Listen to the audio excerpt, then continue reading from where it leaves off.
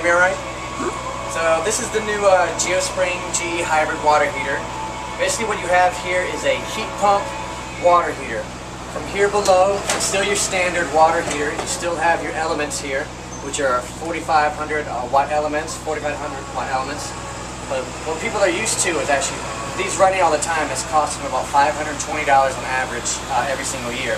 With this, you have a compressor on the inside.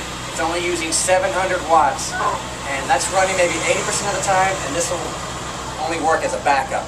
So that's why it says here on the sticker, you're only spending $198 a year. You're saving in Kentucky about $295 or $254 a year. Basically how it works, there's two variable speed fans in the back. It's like a reverse refrigerator. It's pulling in the hot air wherever it's installed, so if it's in a garage or attic or next to your dryer, it's great. It uses that hot air, it pulls it in, blows some cold air out the back, could cool your room 1 to 2 degrees. Goes through a filter. Compression uses a refrigerant and pushes it down through a coiled system that is on the outside of the tank, as you can see by the diagram here. So there's no calcium buildup because of that. The tank's made of fiberglass, which is great too. Could add a few more years onto it. But this thing is wonderful.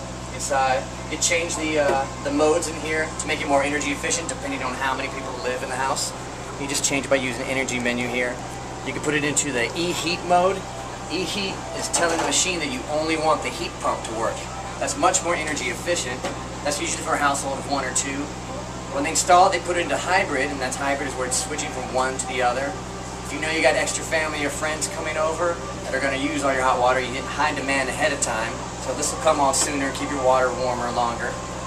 The filter button, it actually beeps to let you know when to clean the filter. You don't need to replace anything. You just pull it out and wipe it off and put it right back. There's a vacation mode for when you go away from 3 days to 90 days.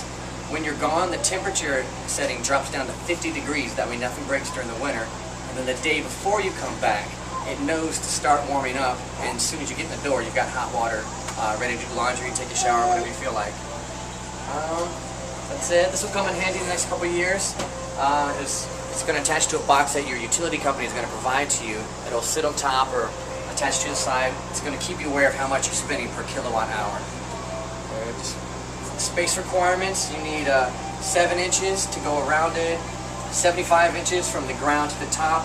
It's just enough room for your filter. And let's see, they suggest to put it into a 700 cubic feet spot.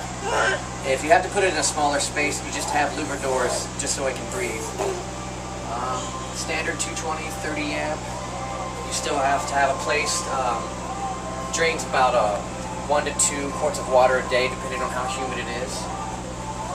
That's basically it. You've got a 30% tax credit on it.